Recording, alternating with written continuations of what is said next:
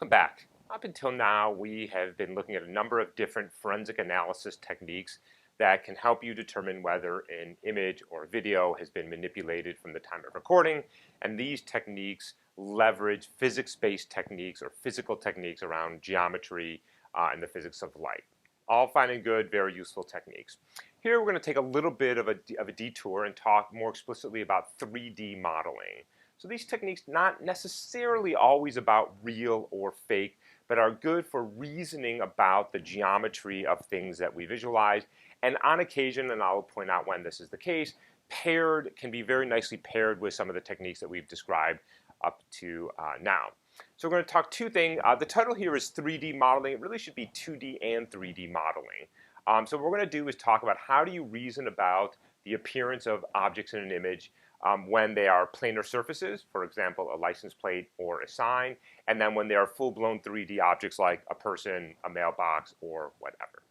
So let's go ahead and dig in. Let me remind you that we've already gone through these equations in the background segment of this course, but let me remind you what they are. We would like to express the relationship between an object in the world and its appearance in the image. So in the world, we have a simple planar surface. That's what we will restrict ourselves to here. This is a rectangular shape. When we image it, it's of course in a two-dimensional sensor as well, but because of the perspective geometry, it may not be a rectangle. It's this trapezoidal shape. Under a model of linear perspective projection, which is basically saying a modern camera with no lens distortion, we can model the imaging pipeline in the following steps.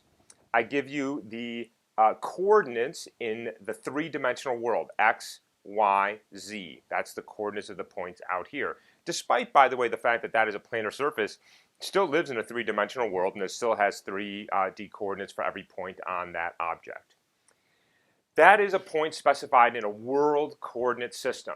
We have to now translate that into a camera coordinate system, and we do that with a rigid body transformation consisting of a rotation matrix.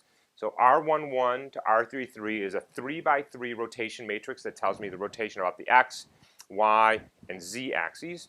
Tx, ty, tz is a 3-vector that tells me the translation between the camera's coordinate system and the world's coordinate system in which these points are specified, extrinsic matrix. We also have an intrinsic matrix that tells us about the optics of the camera, in particular the focal length, that's f, and the optical center or the camera center, cx, cy. And then that little guy right there takes these things that are specified in, let's say, meters, and then that converts it into pixels, and eventually we have something over here in pixels. So meter, centimeter, inches, whatever you want to call it, from world to pixel coordinates, intrinsic matrix times extrinsic matrix times a 4-vector, which is x, y, z plus the homogeneous coordinate there, gives me the projection under linear perspective and explains what you are seeing in this figure. Notice a couple of things. World is 3-dimensional, image is 2-dimensional, but I'm in homogeneous coordinates. So I've added a 1 here, and I have this extra homogeneous coordinate there. The reason I have here this 1 here is so I can bundle up the rotation and the translation into one matrix. So these 3 rotation parameters hit x, y, z. Tx hits the 1. So it's just a little nifty trick, a linear algebraic trick for bundling up the rotation and the translation into a single matrix. This is a 3x3 matrix times a 3x4 matrix times a 4x1 vector.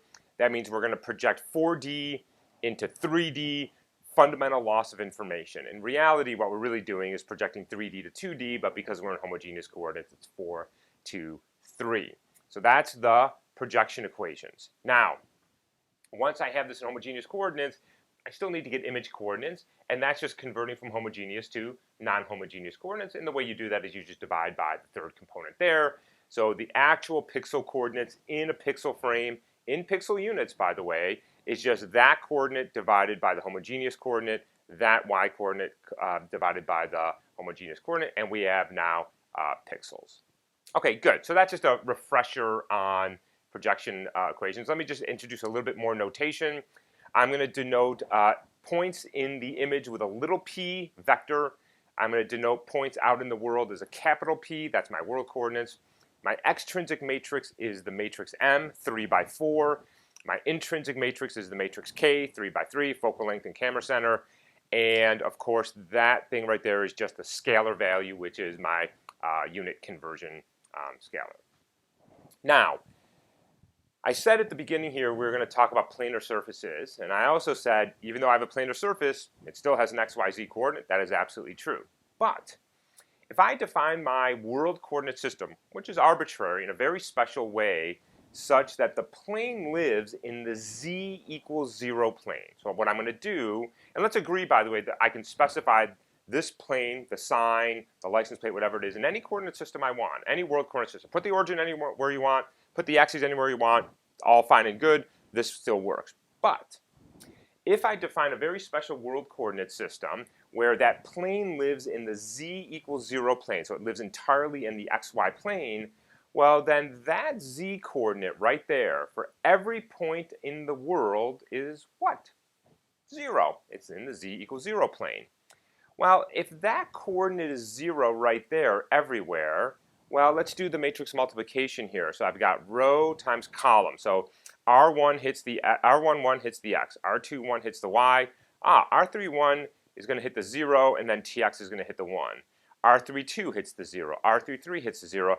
Well, if that's a 0, can we agree that this column is completely irrelevant to me? It contributes nothing to the inner product of each row and that column vector, of course. So what that means is I can eliminate it. So I can take my projection equation here, and I can eliminate this row, this column rather, and I eliminate the z component because it's 0. And notice something really interesting just happened. I now have a projection from a three-dimensional space in homogeneous coordinates to a three-dimensional space. I've not lost a dimensionality, 3 to 3. In reality, what I'm really doing is 2xy to 2xy in the image. And that sort of makes sense because I have a planar surface. It's flat. And really, as long as we specify the coordinate system right, it's only 2 coordinates I need to specify every point here. And so now I'm just taking one plane and projecting it onto another plane. There is no fundamental loss of information the way when I go from 3D to 2D. Notice also that because this is a 3 by 3 and this is a 3 by 4, this whole thing is a 3 by 4 matrix, which is not invertible. Only square matrices are invertible. Here, however, I have 2 3 by 3 matrices, which I'm going to multiply together to get a single matrix called H. That's a 3 by 3 matrix. And assuming that I don't have a degeneracy here, that is the eigenvalues are non-zero, the rank is, the condition is good, or the rank is non-zero, then I can invert that matrix. It's a 3 by 3 matrix. So this is a special matrix. It is the product of the intrinsic and the extrinsic, and it is called a homography because we've eliminated the z component here. We've eliminated the third component of the rotation matrix, and we call that little matrix, 3 by 3 matrix, a homography. And the reason why this is interesting to us is because if I have this, and I want to infer what something looked like in the world coordinate system, then I should be able to do that from just the image. Well, why? Well, if that's an invertible matrix, I should be able to left multiply the invertible matrix here and reason about what I see there. Now, you can ask, well, why would I want to do that? Planar to planar, no loss of information. I'm going to show you some examples that even though there's no fundamental loss of information, it can be very, very difficult to analyze highly prospectively distorted information, and inverting that homography can be very useful, and we'll see some examples of that in a minute. So the game we now want to ask ourselves is, if I have a bunch of points in the world with a geometry that I know, it's a sign, it has a certain aspect ratio, it's a license plate, it has a 2-to-1 aspect ratio, and I have the image of that planar surface, can I figure out the homography, that is the product of the intrinsic and extrinsic matrix that gave rise to that projection, so that I can invert it and reason about the shape or appearance of something in the world. All right, and we're going to derive how to do that estimator right now because it's actually relatively straightforward. Okay, previous slide we said that little p is equal to hp, and there's a lambda scale factor here which we can ignore for now. It won't actually have much of an impact for us.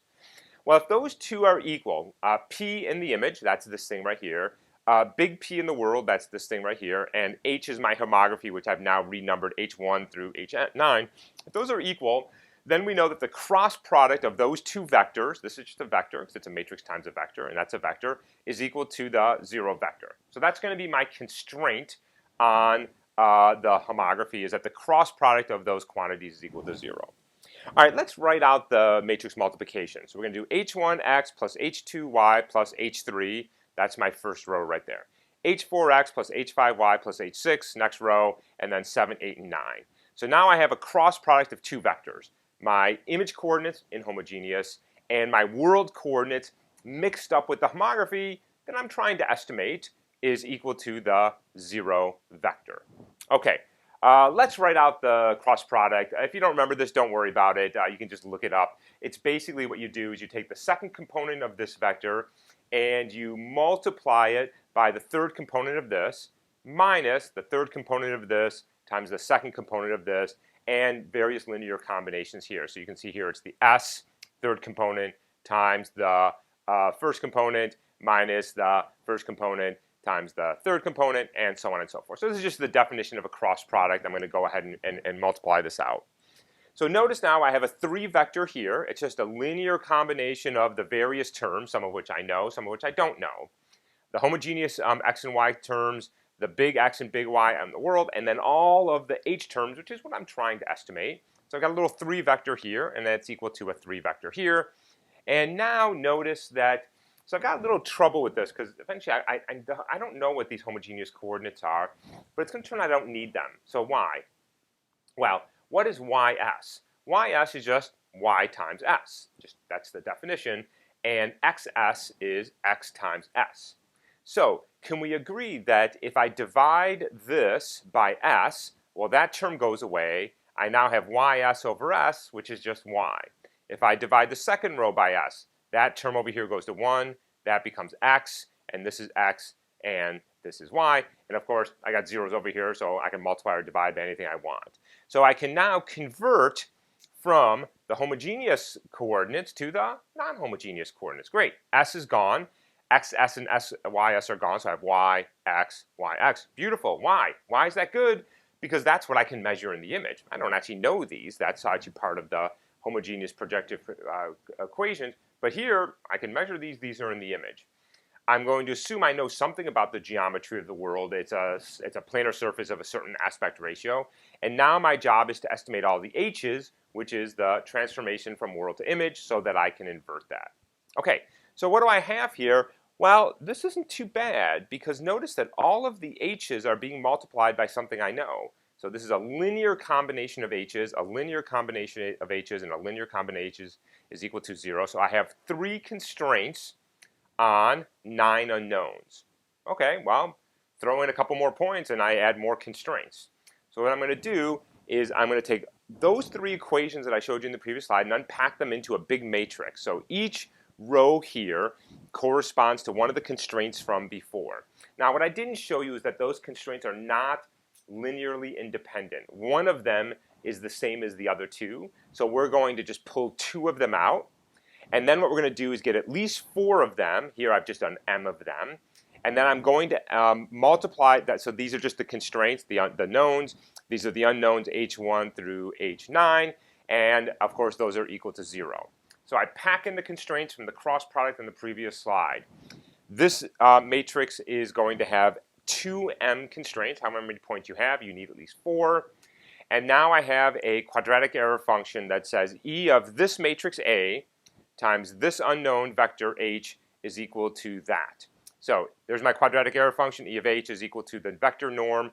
Find the h that minimizes the norm of this. That is, I want to derive it to 0. This can be formulated as a total least squares problem, which means you simply take this matrix, multiply it by its transpose, and compute the minimal eigenvalue eigenvector, and that will give you the homography H. So all you got to do is pack in this matrix with the x's in the world, x's in the image that you measure for 4 or more points, typically the corners of something that's planar. Those are easy to define. I'll show you how we do that in a little bit. Compute a matrix transpose, compute the eigenvalue eigenvector, 5 lines of Python or MATLAB code to do that. So now what do we get when we get that? We get the homography. So that is, I now know how I went from world coordinates to image coordinates. Here it is, the world coordinate, the no parking sign, the image coordinates. And what do I want to do? Well, I just want to go in the reverse direction. I want to take this thing and ask, well, what did it look like in the world as if the camera was looking directly at it? Why would I want to do that? I'll show you a couple of examples in a minute. And that, of course, is just a little 3x3 matrix, so the homography inverse is just take the inverse of that matrix, everything is fine, and then warp the image accordingly. So where is this useful? Here's my favorite example of that. License plates in the US for decades now have had a fixed aspect ratio of 2:1, which means that the world coordinates are known for the coordinates of a license plate. The units here, by the way, don't matter. I can do it in real units or I can do it in arbitrary units. Now we happen to know what the units are, but it doesn't matter because everything's going to be up to a scale factor. So I'm going to define the world coordinates and the bottom left-hand corner to be 0, 0, 800, 0, 800, 400, and 0, 400. So those are the big X, big Y for 4 points. What are those coordinates in the image? Well, go ahead and pick them out. So bottom left, bottom right, upper left, just isolate them where they are in the image. I've got a bunch of image coordinates. I've got a bunch of world coordinates. Pack those into that A matrix, A transpose A, minimal eigenvalue eigenvector. You get your homography. Apply the inverse homography, and what do you get? That. So what's amazing about this image is that it looks like the information is gone. It looks like I've taken that at such a grazing angle I can't see anything. But when I apply the inverse homography, you can see that all of the information is retained in the image, and it's very, very easy now to read. So just the type of enhancement that we routinely want to do with images is very nice for these types of planar surfaces. Now notice a couple of things about this image. It's obviously not a perfect rectangle. Why? Well, part of it is that the bottom of the license plate actually has been dinged, and so it warps backwards, and that's why we're losing that down there. It's not a perfect rectangle. Notice also the rusty bolts. Look at how they're bleeding across the image. What is happening there? Well, this homography was assuming a planar surface. Are the bolts on the same plane as the rest of the license plate? No, they protrude out. And so they're violating the planar assumption. And because they're violating the planar assumption, when you apply the homography, they don't look right. That's exactly what you would expect. And so in fact, you can reason about things that are in and out of plane based on the amount of distortion that you see there. But most importantly, of course, is we can read the license plate and we can read it really, really easily. And that's very, very nice. Okay, now I should say one more thing is that that's all fine and good when you know the geometry of the planar surface. So I know it's a 2:1 aspect ratio, or it's a square, or a stop sign, or a yield, something with a known shape. But what happens when I don't know that? So what happens in an image like this, for example, where it's mostly planar, it's a road surface, it looks maybe a little bit of a bump there on the crosswalk. But let's say I wanted to make some measurements of, for example, the skid marks there. What could I do here? I'm not going to go through all of the geometry on how to do this. It's in a couple of published papers we've written. But it turns out also that in addition to being able to specify the coordinates, you can also specify, here it is, vanishing points. So vanishing points are wonderful because they tell us a lot about the geometry of the scene. So from the vanishing points of the road, this one here, and this one here, and the crosswalk here, the position of the vanishing points, you can also estimate the homography. And once you do that, you can apply the inverse homography and do drone photography. So what I've done here is I've estimated the homography from vanishing points from that scene, and I've inverted, and now you can see this is just a little magnified view of the spot on the sidewalk, just so you can see how nicely you can resolve these things. And now you can see it's as if I went from a photograph like this on the ground to elevating myself in the air, looking straight down and taking a photo. That's what the homography is about, is removing distortion so you can do things like metric measurements. But it also, you can do things like reason about whether it's a real license plate or was digitally inserted. When you correct for a homography, the letters had all better be the same size. And so I've worked cases where people have tried to splat down text or information onto the side of a bus, onto a banner, onto a license plate, and when you correct for the homography, you can see any distortions in the text that should have been correct when you looked at it head on. And don't forget, by the way, that perceptual study we did that showed that people are very bad at reasoning about projective geometry, and so when they go to insert text on a distorted plate, they get it all wrong. Okay, So that's all fine and good for planar surfaces. There is no loss of information other than resolution. So obviously when you image something at a very extreme angle, you may lose resolution. But geometrically and mathematically, all of the information is retained. Good, and that's not surprising. I'm going from a 2D surface to a 2D image plane. It's not surprising that there's a nice relationship between the two. Now, we also know that when we go from a full-blown 3D scene to a 2D image, there really is a loss of information because the projective matrix is 3 by 4, and we're going from 4D to 3D, and there's no going back there. But there's still some things you can do in certain cases, and let's talk about now full-blown 3D modeling. All right, let's go back to our friend, projection equation, xy. There's the 0. This is a planar surface again. Extrinsic matrix, intrinsic matrix, unit conversion, image pixels in homogeneous coordinates.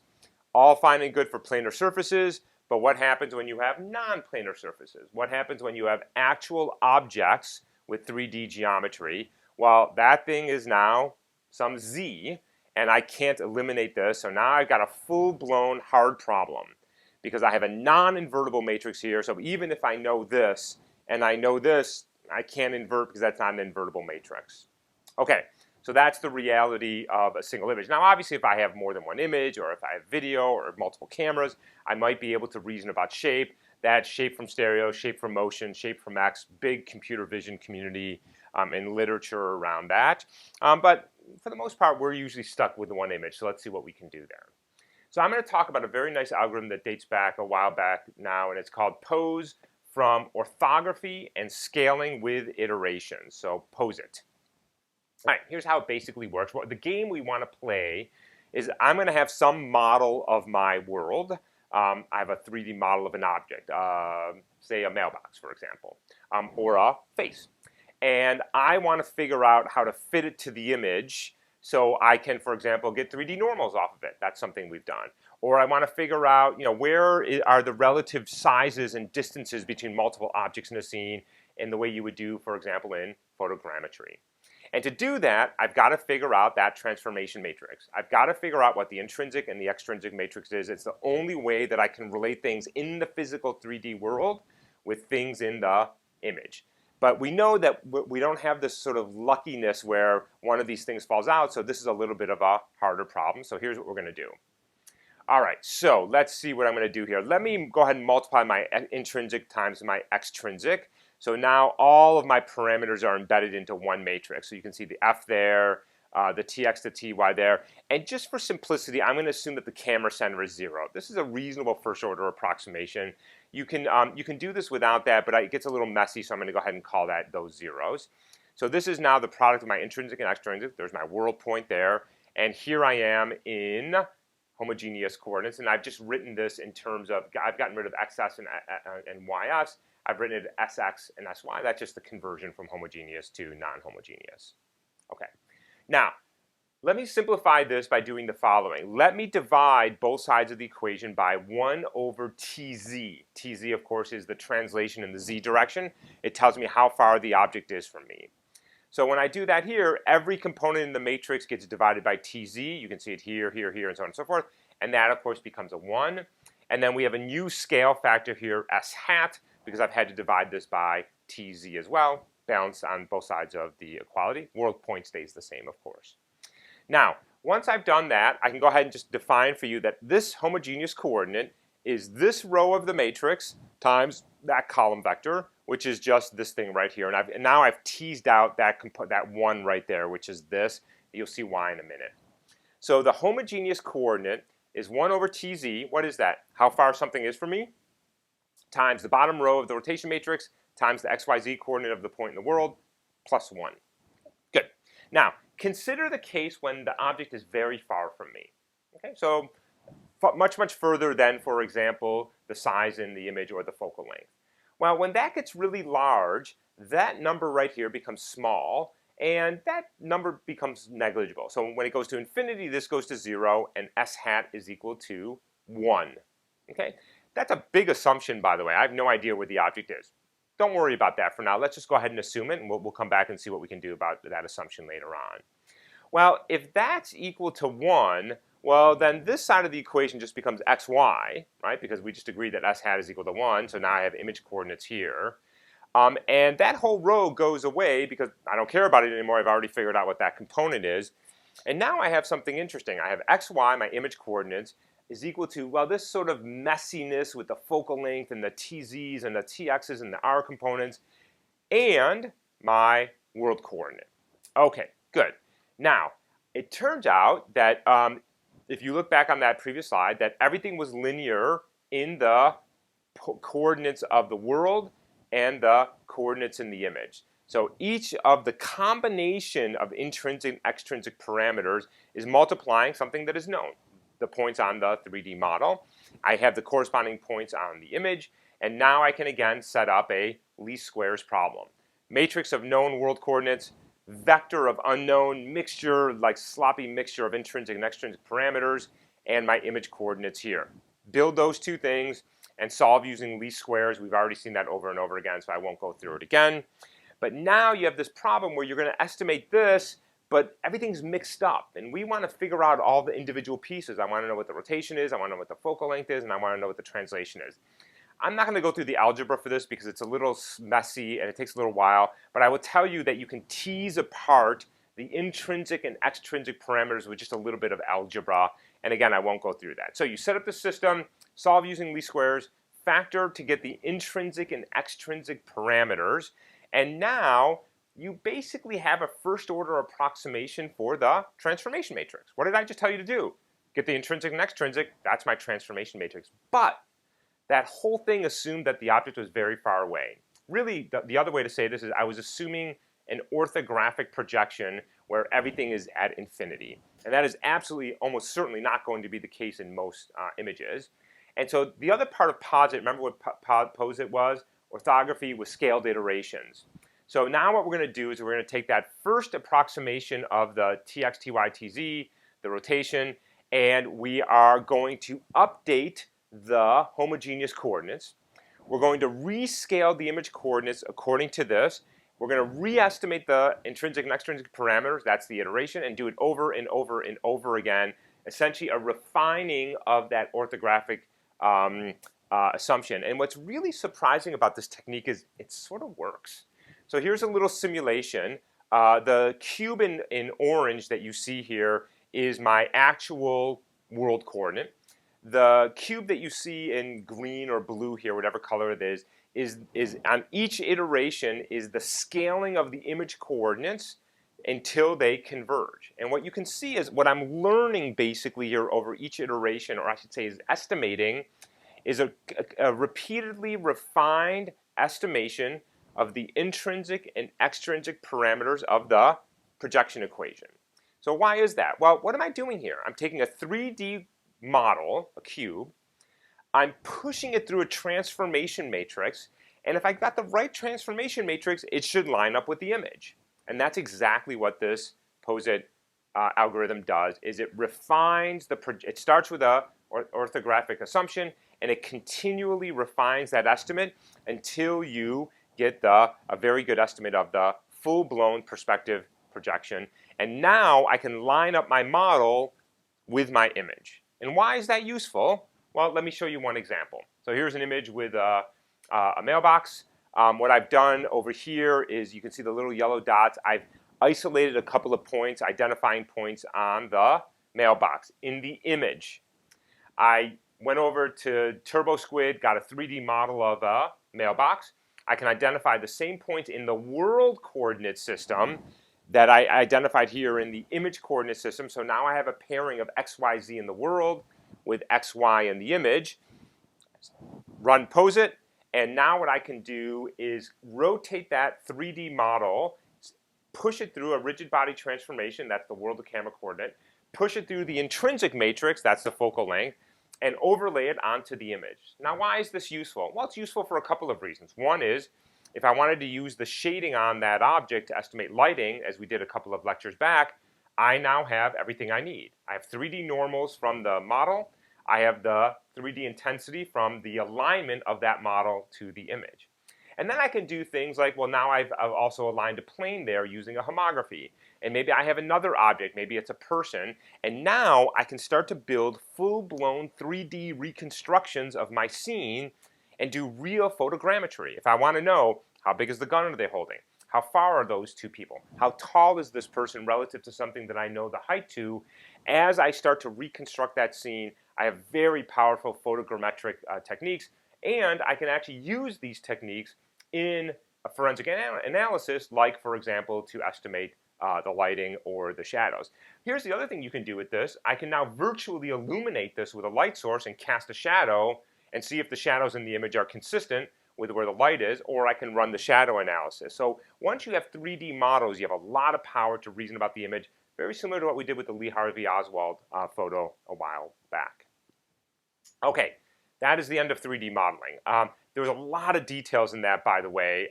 The POSIT algorithm, there's a lot of very little nitty-gritty things, but we can go through the specific implementation. I think it's a very nice, very simple, very straightforward to implement algorithm for aligning 3D models. It, of course, assumes you have a 3D model of a person's head, an object in the scene, but as you build a library of those, you can really start to reason about things like cars, airplanes, people, objects of known geometry in the world. And I like this a lot because it really gives you a lot of power when you can reason about the three-dimensional world as opposed to just the flat two-dimensional image.